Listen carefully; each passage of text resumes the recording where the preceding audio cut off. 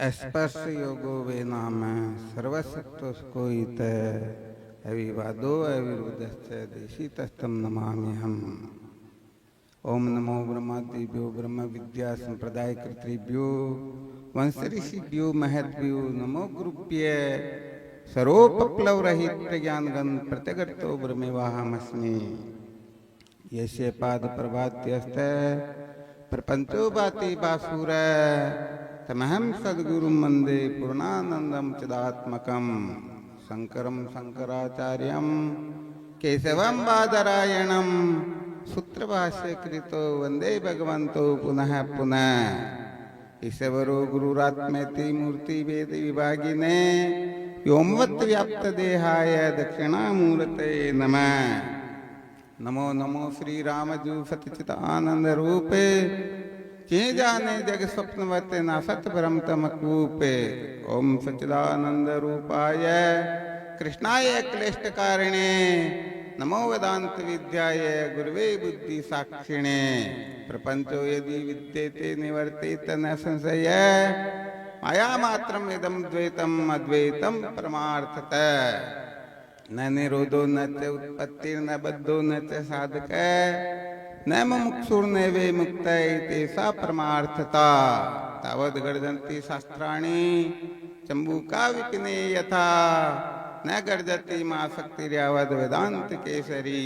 ओम पूर्णमदः पूर्णमिदं पूर्णात् पूर्णमुदच्यते पूर्णस्य पूर्णमादाय पूर्णमेवावशिष्यते। ओम शांति शांति शांति। सच्चिदानंद गुरुदेव की जय हो। पूज्य भगवत्पाद आदि गुरु श्री शंकराचार्य जी महाराज की जय हो। समस्त संत महापुरुषों की जय हो। सर्वप्रथम ब्रह्म विद्या की अथवा माला का चिंतन कर लेते हैं। एक बार मैं बोलूं, एक बार आप सब बोलना।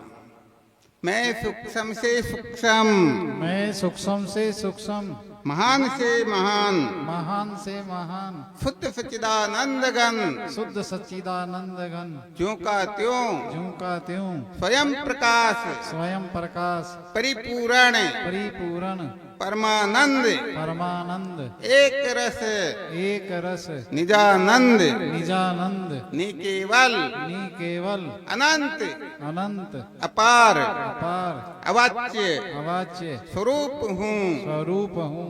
अद्वैतम परमार्थतः, अद्वैतम परमार्थतः, अद्वैतम परमार्थतः, अद्वैतम परमार्थतः, अद्वैतम परमार्थतः। अद्वैतम परमार्थतः। चलो 3 बार शिवम का डंका लगा लेते हैं, उसके पश्चात कुछ विचार करते हैं। सब उंगली ऊपर करके शिवम का डंका लगाएंगे। शिवो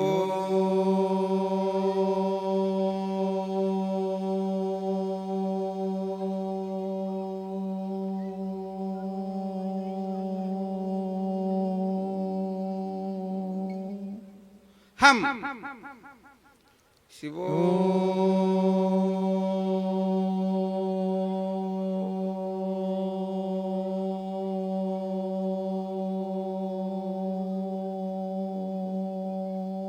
हम शिवो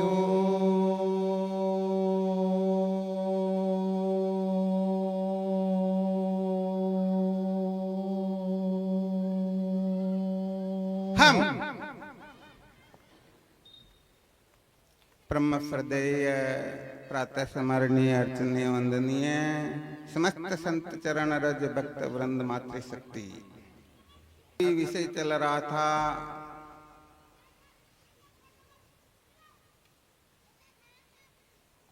भक्ति के द्वारा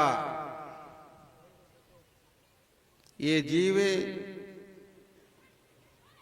अर्थात भक्ति का सदुपयोग करके भक्ति को अपने अंतःकरण में प्रकट करके उस भक्ति के द्वारा जब उत्पन्न होने वाले ज्ञान व वैराग्य दोनों पुत्र है, उन पुत्रों से हाथ मिला करके सदा सदा के लिए विद्या के बंधन से मुक्त हो जाए। ही मात्र का लक्ष्य क्या होता है? केवल और केवल मात्र सत्य का साक्षात्कार, और सत्य के साक्षात्कार के लिए ही कर्म उपासना ज्ञान ये सारे के सारे साधन जो है अपनी अपनी योग्यता के अनुसार इनका ग्रहण किया जाता है। जब तक ये सामने क्या हो रहा, रुक जाओ ना थोड़ी देर के लिए, रुक जाओ थोड़ी देर, कोई बात नहीं। क्या होता है कि जब तक सत्य का साक्षात्कार नहीं होता है तब तक अनादिकाल से ये जीव कुछ न कुछ करता हुआ आ ही रहा है, फिर भी ये विद्या के बंधन से मुक्त नहीं हो सका। कारण यही है कि ठीक ठीक इसे सत्य का बोध नहीं हुआ है, क्योंकि सत्य को जाने बिना दुखों का अंत नहीं होता है। और सत्य को जो जानना है वह केवल और केवल मात्र वैदिक संप्रदाय की रीति से, सत्य संप्रदाय की रीति से, संत महापुरुषों के सानिध्य में बैठ करके जो सत्य का साक्षात्कार किया जाता है, यही जीवन का सार होता है।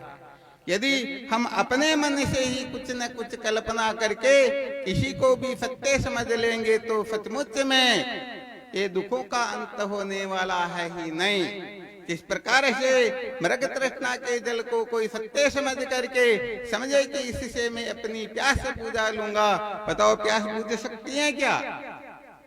नहीं बुझती है ना। अरे भाई, सत्य को जानने पर ही तो दुखों का अंत होता है।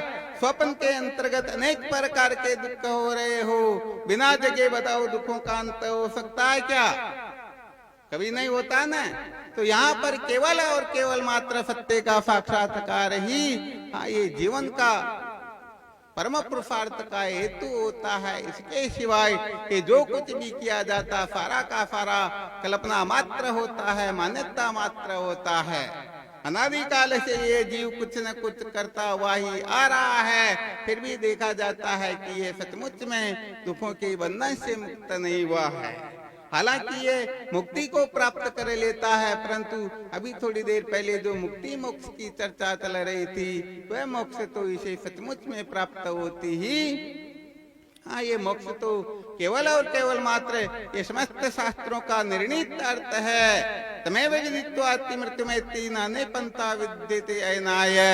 केवल और केवल मात्र आत्मा तत्व को जान करके ही ये जीव जन्म मरण की श्रृंखला से मुक्त हो सकता है। इसके सिवाय और कोई साधन न भूतो न भविष्यति, न कोई साधन पहले कभी हुआ न कभी आगे।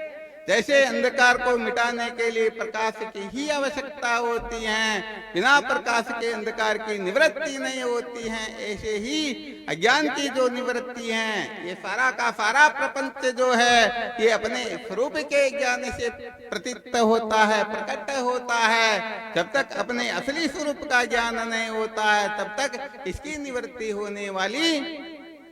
तो भाई यहाँ पर तो जैसे स्वप्न से जगे बिना दुखों का अंत नहीं होता है, ऐसे ही अज्ञान की निवृत्ति हुए बिना कोई कृतार्थ होता ही नहीं होता ना। तो मुख्य सूत्र बताया गया है तत्व ज्ञान। तो ये ज्ञान जो होता है केवल और केवल मात्र शुद्धांतकरण में ही होता है, और यही ज्ञान अज्ञान को भस्म करता है। और वास्तव में देखा जाए तो अज्ञान की निवृत्ति को ही मोक्ष कहते हैं। ये मोक्ष जो होती है ना केवल मात्र ज्ञान से होता है। हाँ, मुक्ति जो होती है ये भक्ति से भी हो सकती है, बाकी अन्य अन्य साधनों से भी हो सकती है, परंतु मोक्ष केवल मात्र ज्ञान से होता है। ये वेद का निर्णीत अर्थ होता है। भक्ति के अंतर्गत क्रिया चेष्टा की प्रधानता होती है, भाव की प्रधानता होती है, प्रेम की प्रधानता होती है, साधनों की प्रधानता होती है। इनके बिना मुक्ति नहीं होती है, ऐसा समझना चाहिए। मुक्ति में और मोक्ष में रात दिन का अंतर होता है। ये मुक्ति कर्म उपासना जनित होती है और मोक्ष जो है केवल मात्र ज्ञान से होता है। अर्थात नित्य निवृत्ति नित्य प्राप्ति का नाम मोक्ष होता है, और अनित्य वस्तु को या अप्राप्त वस्तु को प्राप्त करने का नाम, इसका नाम मुक्ति होता है। तो देखो ये मुक्ति जो है ये किसी की कृपा से प्राप्त होती है जी। भगवान यदि कृपा करे तो मुक्ति हो सकती है, और गुरुदेव कृपा करे तो ये मोक्ष बिना गुरुदेव की कृपा के कभी भी हो सकती ही नहीं। इसको तो बहुत अच्छी तरह से निश्चय कर लेना चाहिए।